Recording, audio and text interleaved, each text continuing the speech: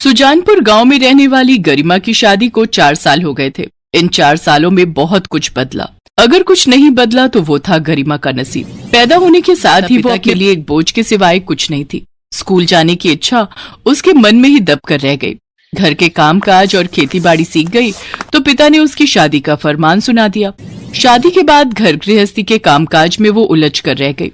शादी को 4 साल हो गए, लेकिन वो अभी तक माँ बनने के सुख से वंचित थी।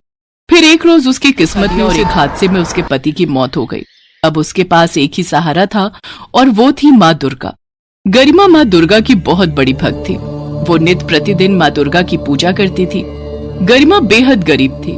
वो अपने खेत के साथ बनी झोपड़ी में ही रहा करती थी और अपने खेत में सब्जियां उगाकर उन्हें बाजार में बेचकर अपना पेट पालती थी। सब्जी ले लो, सब्जी, हरी हरी सब्जी। बहन जी, मुझे 1 किलो पालक और घिया बांध दो।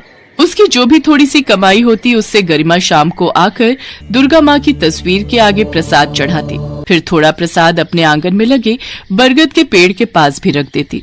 बरगद भैया, ये लो, तुम भी प्रसाद खाओ और प्यास लगी देती हूँ अभी। गरिमा जब भी अपने घर आती तो अपनी सूनी झोपड़ी को देखकर उसका मन बहुत उदास होता। इसलिए वो अपने आंगन में लगे बरगद के पेड़ से बात करती रहती। दरअसल गरिमा की झोपड़ी गांव के बाकी घरों से थोड़ी दूरी पर थी, इसलिए उसकी दुनिया दुर्गा माँ, बरगद के पेड़ और अपने खेत तक ही सीमित थी।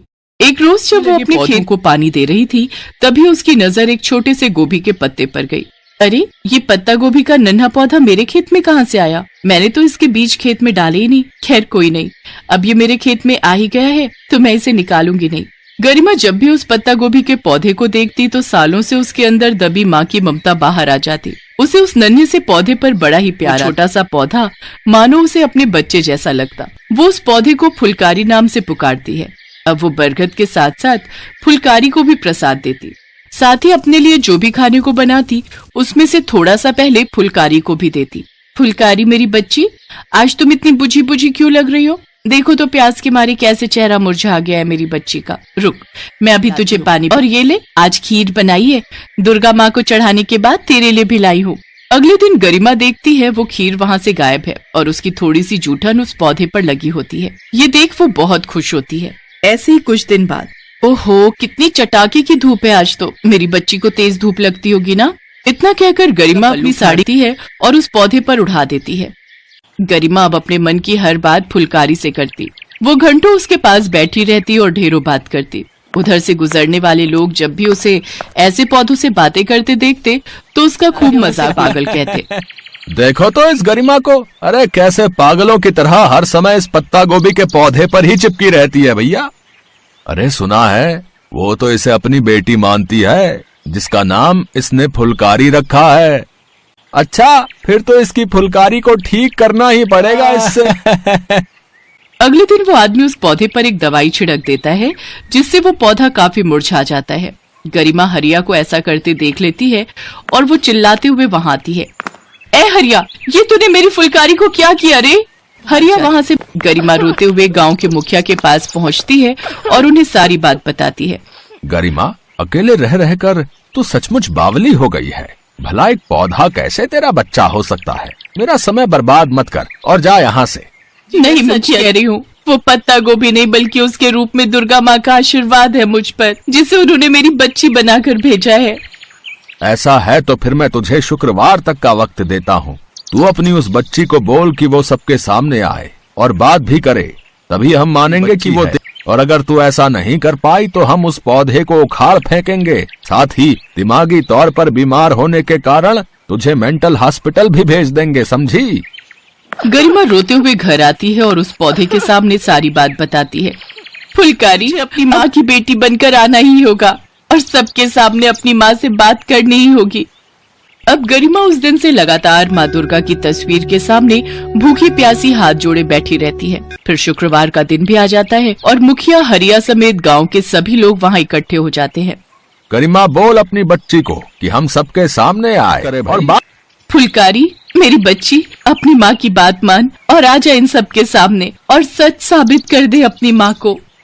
तभी उस पौधे में से एक तेज रोशनी प्रकट होती है और पत्ता गोभी बच्ची सबके सामने आती है।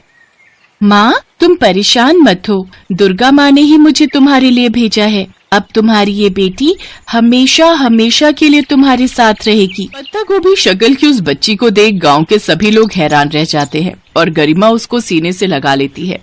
तभी एक आकाशवाणी होती है। गरिमा, तुम मेरी परम भक्त हो।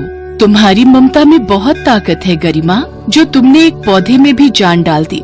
फुलकारी मेरा ही आशीर्वाद है जिसे मैंने गरिमा को दिया है, और अगर किसी ने भी मेरी और मेरे आशीर्वाद को नुकसान पहुंचाने की कोशिश की तो उसे मेरे क्रोध का सामना करना पड़ेगा। नहीं नहीं माँ, हमें माफ कर दो, हमें माफ कर दो माँ। अब हम ऐसा कभी नहीं करेंगे। अब हम गरिमा को अपनी बहन और फुलकारी को अपनी बेटी की तरह रखेंगे। हाँ। उस दिन के बाद सभी गरिमा और फुलकारी को खूब प्यार और इज्जत करते। अब फुलकारी खुशी खुशी अपनी माँ गरिमा के साथ रहने लगी।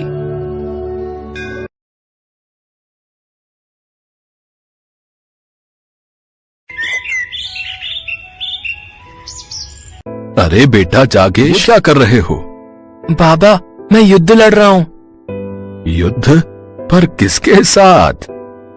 हमारे राज्य के दुश्मनों के साथ।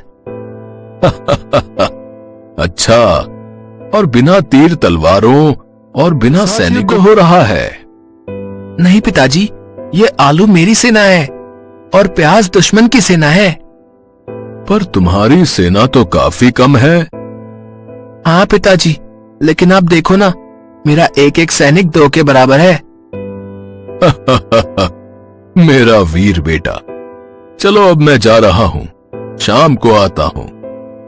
ये कहानी है जागेश। जागेश 5 साल का छोटा बच्चा था।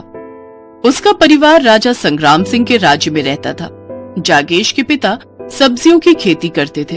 पहले वो सब्जी उगाते और फिर राज्य में घूम घूम कर उन्हीं सब्जियों को बेचा करते थे।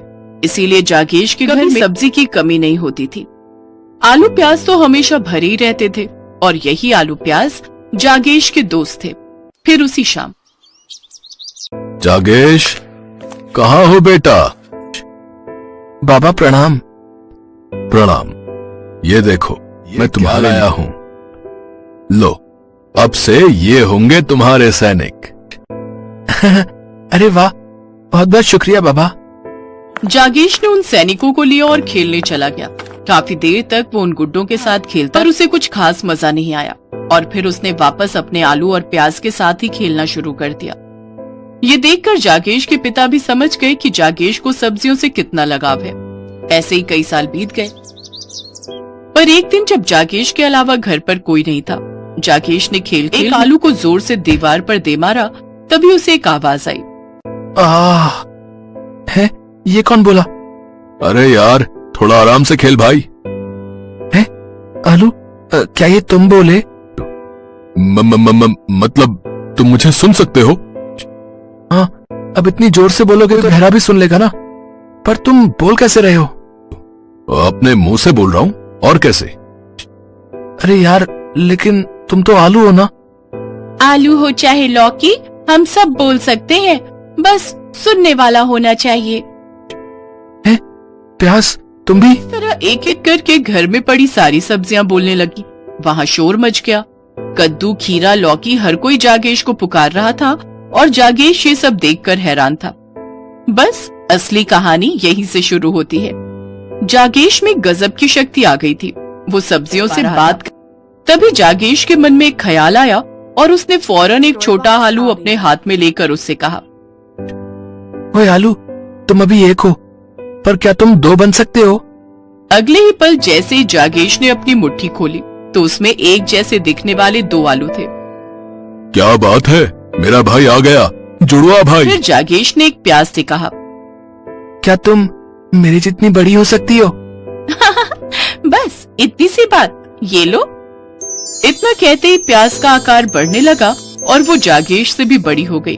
फिर उसने भिंडियों की तरफ देखकर कहा, भिंडियों, तुम वहाँ पड़ी पड़ी क्या देख रही हो? काम करो, चलो जरा मुझे दौड़कर दिखाओ।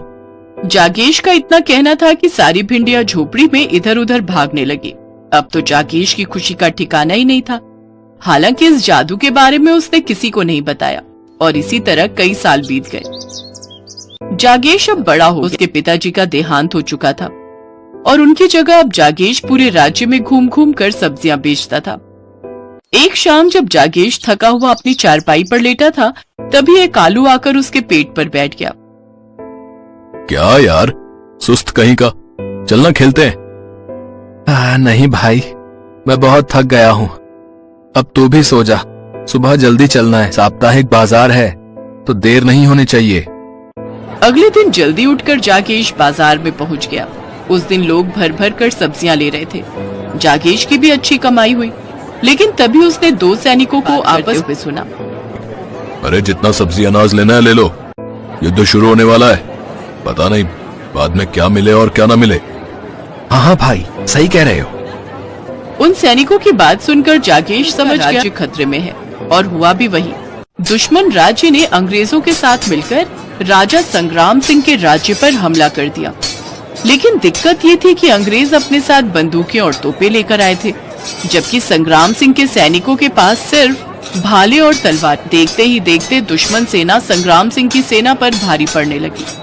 ये देखकर जागेश राजा से मिलने पहुंचा। महाराज की जय हो। हाँ बताओ, तुम मुझसे अकेले में क्यों मिलना चाहते थे? महाराज, आप अपनी सेना पीछे कर लीजिए, अब सब कुछ मैं संभाल लूंगा। वैसे भी हमारे बहुत से सैनिक हो चुके हैं। राजा संग्राम सिंह जागेश को ध्यान से देख रहे थे। असल में वो उसे पागल समझ रहे थे। तभी जागेश ने अपनी जेब से 2 आलू निकाले और उन्हें जमीन पर फेंक दिया। देखते ही देखते वो दोनों आलू जाबाज सिपाहियों में बदल गए और राजा की सुरक्षा में तैनात हो गए। इसके बाद जागेश अपनी सेना के साथ रणभूमि में गया, जहाँ हर तरफ गोलियां चल रही थी। तभी जागेश ने अपनी सब्जियों को देखकर जोश से कहा, खीरों, तुम बंदूक बन जाओ, और मिर्चियों, तुम्हें गोलियां बनकर दुश्मन पर बरसना है। लौकी, जल्दी से तोप बन जाओ, और कद्दू का गोला बनकर दुश्मन को तबाह कर दो। प्याज, तुम हथगोले बनकर दुश्मन सेना पर टूट पड़ो। अगले ही पल रणभूमि में हाहाकार मच गया। खीरे बंदूकें बन चुके थे और उनमें से धुआंधार मिर्चियां निकल रही थी, जो सामने वाले सैनिकों को छलनी कर रही थी। हरी लौकी तोप बनकर कद्दू बरसा रही थी, और दुश्मनों के बचे खुचे सैनिक आलू और प्याज की सेना ने निपटा दिए। जब धुआं हटा तो जागेश शान से रणभूमि से लौट रहा था, और उसके पीछे उसके खास सैनिक भी चले आ रहे थे। राजा संग्राम सिंह ने फौरन आगे बढ़कर जागेश को गले से लगा लिया, और पूरा राज्य अब जागेश की जय जयकार से गूंज रहा था।